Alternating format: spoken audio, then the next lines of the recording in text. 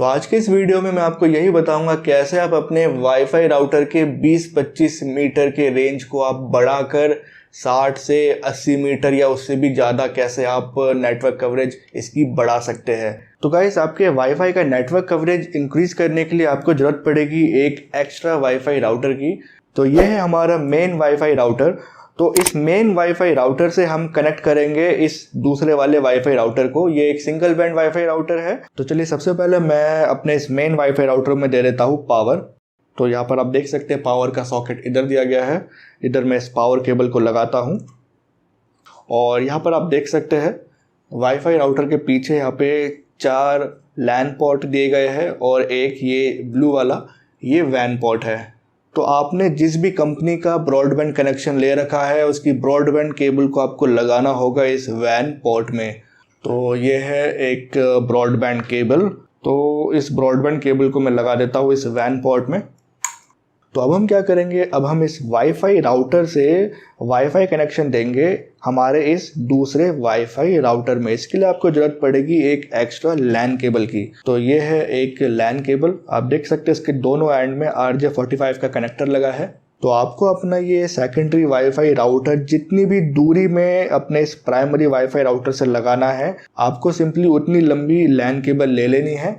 30 metre की LAN cable आपको मिलेगी लगभग 200 से 250 रुपये में और 60 मीटर की लैन केबल आपको मिलेगी लगभग 500-550 रुपये में। तो सबसे पहले हम इस लैन केबल के एक एंड को लगा लेते हैं हमारे इस प्राइमरी वाईफाई राउटर में। तो हम इस लैन केबल को लगा लेते हैं इस लैन पोर्ट में। तो अब आपको इस लैन केबल के दूसरे एंड को लगाना है अपने इस दूसरे वाईफाई राउटर में।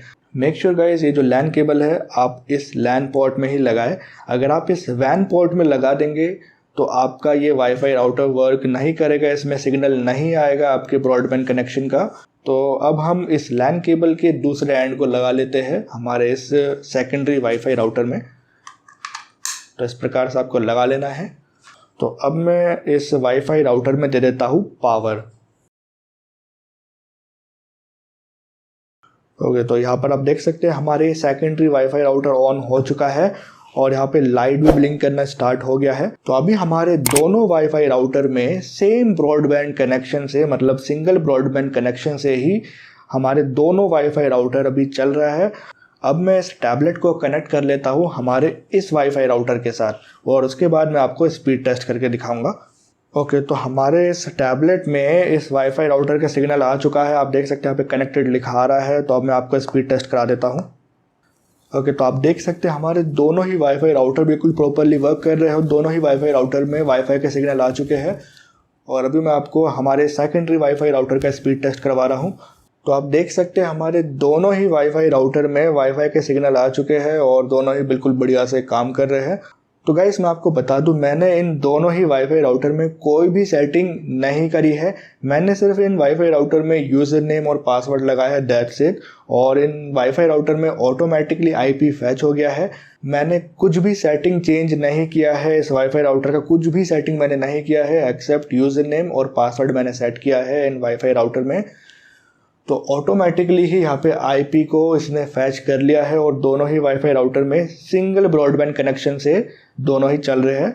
तो जैसे कि मेरे सब्सक्राइबर ने मुझसे पूछा था कि उनका जो मेन वाईफाई राउटर है वो है ग्राउंड फ्लोर में। मान लीजिए इसे आपने लगा रखा है ग्राउंड फ्लोर पे और आप रहते हैं 3rd फ्लोर पे। तो आपको क्या करना है, सिंपली अपने इस दूसरे वाईफाई राउटर को लगा लेना है 3rd फ्लोर पे, ठीक है। तो आपके ग्राउंड फ्लोर पे भी सिग्नल आएगा और आपके 3rd फ्लोर पे भी वाईफाई का पूरा सिग्नल आएगा। इसी प्रकार से आपको जितने भी वाईफाई राउटर कनेक्ट करने हैं सेम आपको इसी प्रकार से आपको कनेक्ट करना होगा। तो इस प्रकार से आप सिंगल ब्रॉडबैंड कनेक्शन से आप मल्टीपल वाईफाई राउटर को आप कनेक्ट करके अपने पूरे घर पे वाईफाई का पूरा नेटवर्क कवरेज आप पा सकते हैं।